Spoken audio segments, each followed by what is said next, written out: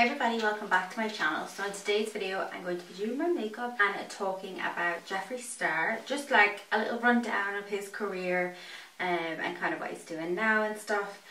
Yeah, so a little disclaimer, some of the things I say in this are hearsay, he said, she said, whatever the saying is. It's just kind of things that I've compiled, different information off Google, off TikTok, off YouTube, and of course I don't know Jeffree Star, so I don't know if everything is completely factual or not. Also, some of these videos that I'm recording at the moment, because me and my boyfriend are going to go off travelling soon, are recorded a couple of months in advance. So if by the time this video gets posted something changes or something needs to be added, I will probably add it in the comments or change it slightly in the description. Yeah, so let's get straight into this video. So Jeffree Star was born in November 1985 in California. Today he has a 13.8 million Instagram followers, 6.5 million on TikTok, and 16 million on YouTube. And his net worth, Google says, is $200 million. So I think Jeffree Star is one of them people that even if you weren't into makeup in today's age, when he first came around, you've probably heard of him at some point. But we're just going to go over a little synopsis of his childhood. So as we know, he all got real famous from his MySpace days. But before that, there's just a few little key points to make in. His dad, Jeff, passed away when he was only 6 years old. He has spoke about alcohol being a real problem in his family and growing up around alcoholism. So that is why he doesn't drink. He does smoke, but he does not drink alcohol. He probably drinks far too much Red Bull. That's none of my business. He's always drinking Red Bull. But I do like Jeffree Star, but there's a lot of things he does and sometimes how he acts that kind of makes me go, But in general, I think he's okay. He's not the worst out of all of them, I guess. A few years ago, he came out with the story about his mom, that the woman, when you Google Jeffree Star's mom, it isn't actually his mom, it is his auntie, that he's been making it all up, that he hasn't really spoke to his mom in 10 years, that she was homeless, and he was reconnecting with her.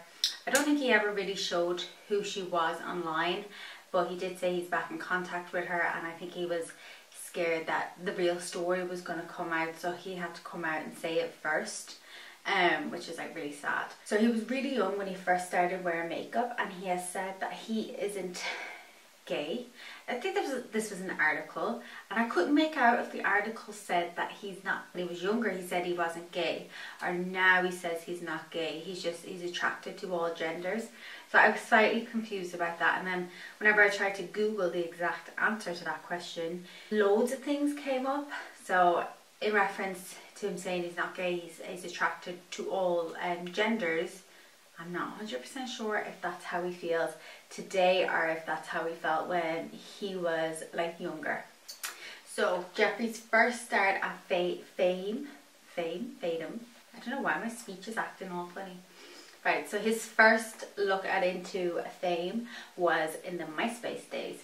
So MySpace launched in 2003, and Jeffree built his name on MySpace. He was called the Marilyn Manson of makeup on MySpace, and he became super famous on it. At one point in 2006, he was the most connected person on MySpace, with over 1 million people connected with. I don't really fully understand how MySpace works, so I'm not 100% sure what that actually means, because MySpace was a little bit before my time, I think. But that's how he got really famous, and I kind of remember him from years ago, like just videos on Facebook and stuff. He would always make these outrageous kind of crazy videos, and I always thought it was really cool from it. He started doing music. I think he really wanted to be a music artist at first, and he did his first album, Beauty Killer. It went to #7 on the Billboard Awards. On that album, he also had a song with Nicki Minaj, and then he was signed to Akon's label, which Lady Gaga, I think, was signed to at the same time. But not long after getting signed to it, Akon got in some legal trouble. Jeffree was kind of left in the lurch but he was still trying to get famous and his name out there. So he went on LA Inc. And we know that's how he met Kat Von D, which I do discuss a little bit later on in this video. So in 2014, Jeffree Star launched his makeup brand, and he first came out with lipsticks, the liquid velours. And I think the reason why it did so well was because it was genuinely something that was different. And I think that's what we can really say about Jeffree up until recently, because I mean, as of recently, there's the bridal collection, which I think is a bit of a flop compared to other things he has done. I know there's like a pop of pink in it, which is cool, but it just kind of reminds me of like Makeup by Mario's collection with Kim, where it was all just kind of neutral colours and then pow, a pop of blue. I don't think Jeffree copied him in any way, but I think it's just kind of, the makeup scene obviously has kind of changed in the last couple of years. But I feel like when he had all the other palettes come out, the red, the blue, and everyone would want to create looks and do like things with it, I think that kind of scene is gone. And just his last couple of collections, for me, I remember like when Bloodlust and stuff came out, I wanted it so bad and it kept selling out, and then by the time I could get it, there was already a new palette out, and I would repeat that cycle trying to get the palette, and it was just really hard to do. But I think makeup scene just has changed so much in the last couple of years, in part to Jeffree and, you know, Shane and stuff. Of course, like the pandemic and everything has had a massive effect on that, but I think just in general it's all changed altogether. And I think a lot of brands, there's no one really coming out with something completely revolutionary like Jeffree did with the liquid velours. Like, they were just, the formula was amazing, and he poured his whole life savings into it. Although I have seen like people say otherwise about that, but I'm just going to go off that from what he has said. It could have been so much more. Like his last couple of, even just like the promo photos, I just feel like the production value of Jeffree Star's has gone down in the last couple of years. And I don't know if it's maybe he doesn't have the money, or maybe he's not as bothered because he knows it will still sell. But for me, I do think it just has changed. But I think everyone's beauty makeup brand has changed in the last 2-3 years. So I think Jeffree, so I don't think I can do a Jeffree Star's video without talking about controversies he's been in. I don't know why I can't pronounce words today, controversies. It's so weird. So yeah, because obviously he's built his reputation around being outrageous and crazy, and that's what it was in the MySpace days. He would just post these crazy, outrageous videos that would really just get people hooked on him. And even on Facebook, when I first seen him, was like really hooked on. And I think when I first started following Jeffree was after he did his series with Shane Dawson, because I think before that I kind of just seen him as a man that would just cause trouble and had a makeup brand. But after that, a lot of us can actually say that that is when we got super obsessed with Jeffree Star because of Shane Dawson. This setting spray, said it once, say it again, it is amazing. Sorry, I wrote it in my drawer. The first thing we're going to talk about is Kat Von D. I think this kind of spans over a little while, but in 2016, so they became friends. Kat Von D and Jeffree Star became friends from the LA Inc. show. I've done a video on Kat Von D, so if you want to know more about her, please go check out that video. So yeah, they were like besties for so long. I'm pretty sure they did like collabs together and everything. They did collabs and everything together. They were like best friends. Everyone knew the two of them. I think they kind of helped each other get to the fame that they were at. Almost like a power couple without being a couple, you know what I mean? I do think they're always kind of recognized. Kat Von D put out a post on Instagram with like a picture of Jeffree with like a red line through it, basically just saying that she was no longer friends with him, that he was extremely toxic, and there was just, everything came out then about like drug use between the two of them, racism, bully, so that kind of went back and forth between the two of them. And I don't know who was right or who's wrong in this situation, because I think they've both done some shady stuff. I mean, I've done a whole video on Kat Von D, so I certainly think she has done some shady stuff. They've both done some shady stuff to each other, but that's how their friendship ended. It was a lot of back and forth. She also talked about the JB bats. Jeffree stole the logo from him, saying that he didn't pay him.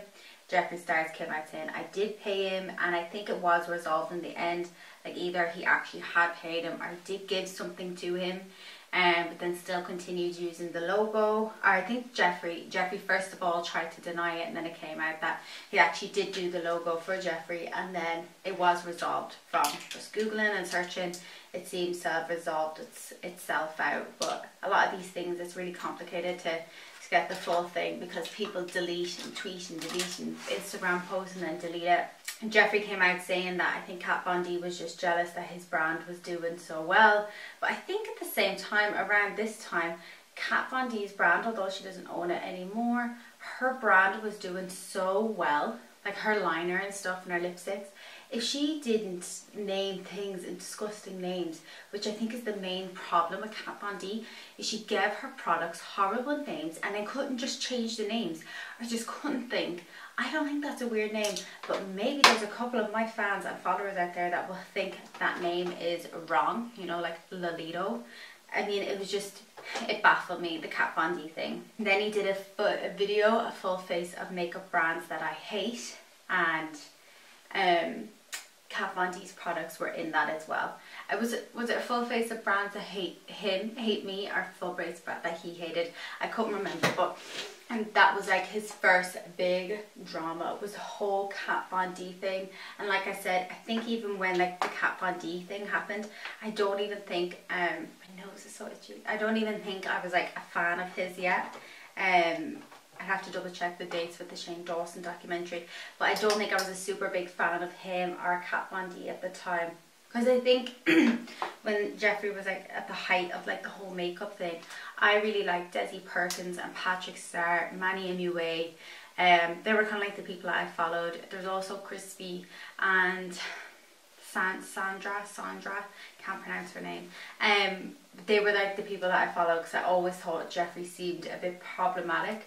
And I was surprised actually when I was researching, I realised, oh, this was the first time that it was seriously problematic. So also in 2016, there was footage released of Jeffree where he was being homophobic, acting racist and saying that he would throw battery acid on a girl. He said the N-word. He talked about a black girl needing to lighten her skin.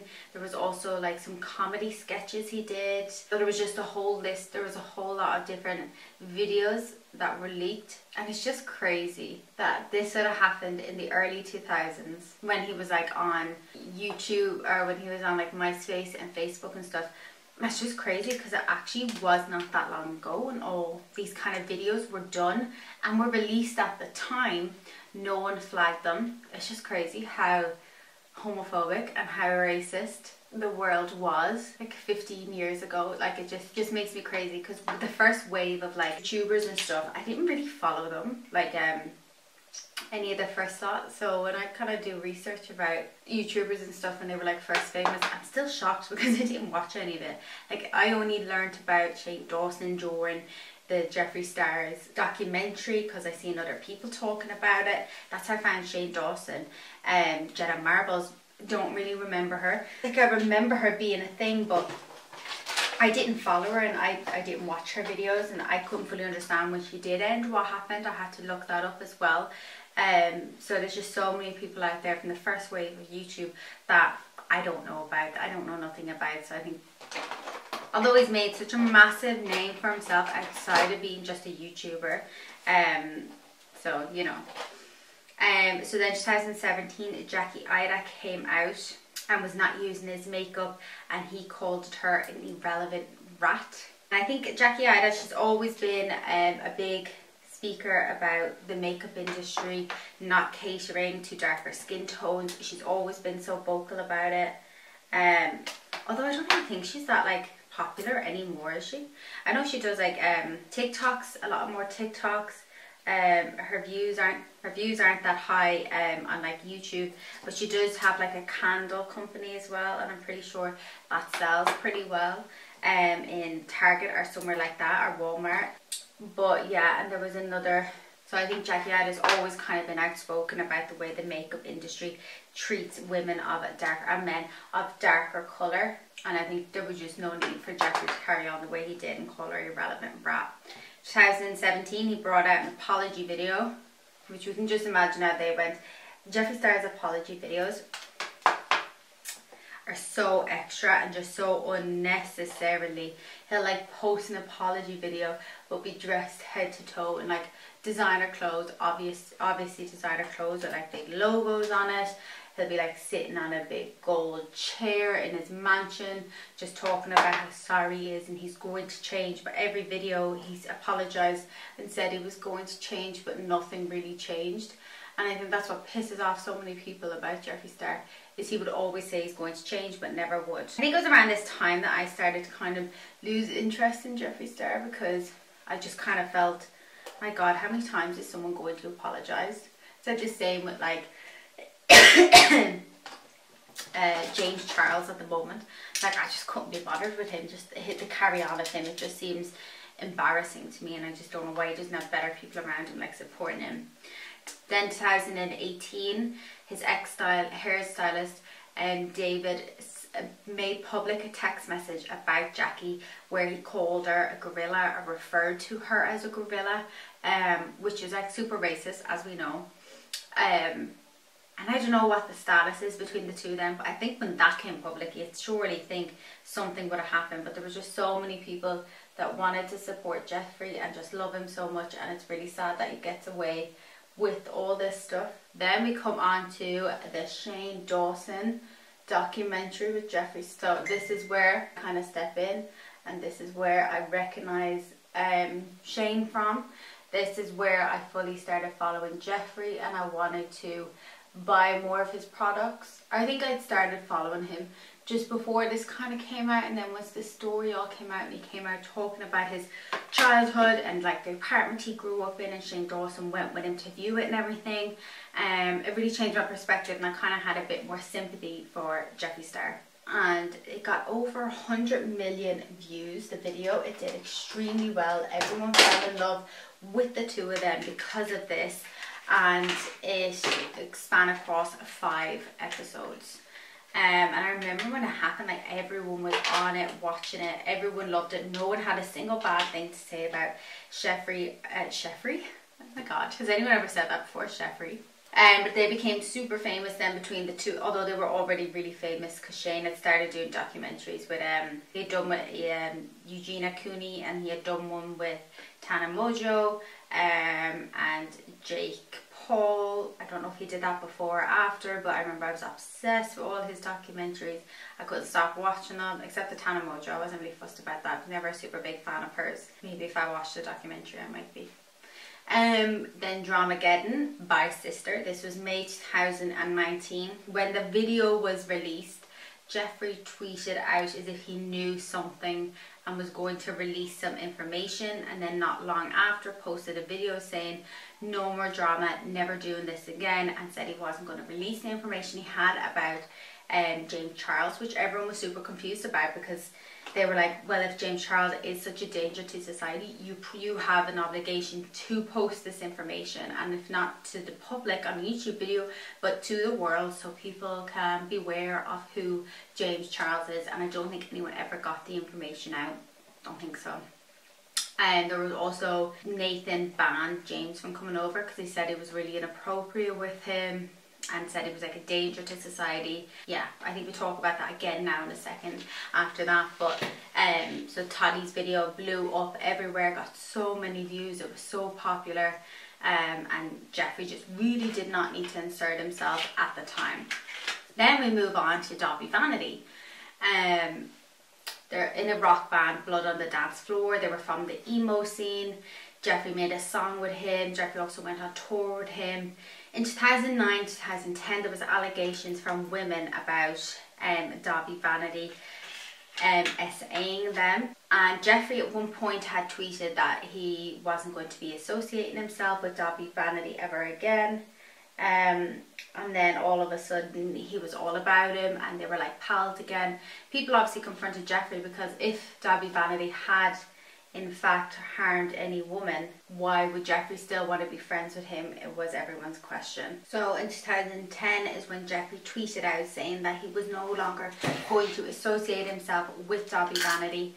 And he has seen him with underage girls, and I'm pretty sure someone did I couldn't find it, but I've definitely seen screenshots. Of these tweets that he had made saying that with underage girls. And then in like 2021 he decided just to back out and say, oh no, I didn't actually see any of that, none of that is true. So I mean, I obviously believe his first tweet because loads of women came out talking about it, underage girls. But it just baffles me why he would change his mind all of a sudden and not support the women that were accusing him when he had actually said, yes, I've seen this all go down and happen already. So it's just, there's all these little things that were just left untouched.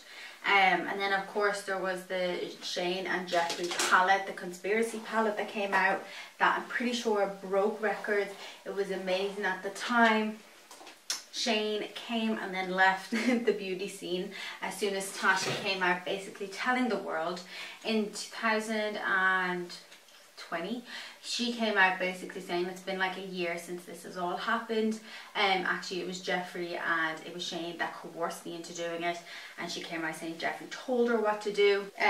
Said Shane told her not to worry when she was worried about potentially James's mental health after all this coming out, and he said he won't do anything, he'll just be doing it for attention. So Shane quickly left the internet and the beauty community for a little while, and Jeffree always stayed around, but I think he went quiet, moved to Wyoming. But before we go to there, it was also around this time some of the drama channels came out saying they literally, there was one girl came out saying she made like $46,000 from one video.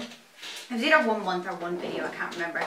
But she came out basically saying that Jeffree didn't tell her what was going to happen, but she did say keep an eye out on these people because the story is going to come out and then you can be the first to break it. So if you're the first to know that something's going to happen, you can be the first to break it to the world. And then he was accused of being racist because of some of his campaign photo shoots and some of his products not working well on darker skin. Although he has always been outspoken since, you know, becoming like the Jeffree Star's makeup mogul, that he, you know, he does embrace all their colours and everything. But then he started dating a black guy and everyone just kept saying it was because people said he was racist, and he was trying to prove that he was not racist. And that kind of brings us up to now, because I feel like he moved to Wyoming, he kept super quiet for a long time, kind of no drama, wasn't really involved in anything major. Then he bought his yaks and said they were his family and that he was never going to sell the meat, and then he did start selling the meat. And it was weird because when you look at his Instagram like profile, it was like a photo saying he loved them so much, and the next photo was like buy my yak meat. And then just recently he started hanging out with Jeffree Stars again, so people think there might be another collaboration coming on, or there might be another like documentary series, which who knows, by the time this actually gets posted there might actually be one, and I'll already be doing a follow-up video. But that's just a little rundown of Jeffree Stars. And all I can say about Jeffree is no matter what he has done, he has been able to stay in the public eye for a really long time, and he's really kept his name, and no matter what he's done, good or bad, there's just something about him. He just keeps coming back and back and back, and we just can't get rid of him. There is parts of me that really likes Jeffree, and there's parts of me that thinks he's a complete and utter... I don't like him because some of the things he says, but I think it made him who he was, made him famous when he was like super outspoken, and the minute anyone said anything, he inserted himself in the drama, and it really helped him get to the level of fame that he got to. I know there's probably like loads of stories I've left out because there were so many incidents where he just inserted himself into people's drama without needing to. And also I'm trying to do a video on James Charles, but he's the same. He's just involved in so many little bits that kind of make the whole thing, but it's really confusing to write it all down. So I hope I've done okay with this, just writing out all these different bits and pieces. And you know, when it comes to like his family and his mom and stuff, I didn't want to like lay too much on that, but I suppose it has come into character with him. And there was other like stories and things I did read up on that I didn't really want to add because I didn't think they were super relevant to the story. But I know there's so many other stories of things he's done in his MySpace days, and I don't think any of them stories should be forgotten about, but I think I've just added in the main ones that he's been called out for. But again, there's so many deleted tweets, and then when they're deleted and I try research, it's hard to know if they're actual real or if someone has pretended to screenshot and edit it. So yeah, we've come to the end of the video. Thank you so much for watching. Don't forget to like, comment and subscribe. I hope you like my makeup. I think it's actually cute, and I actually think I would leave the house with this on. And yeah, I'll see you in my next video.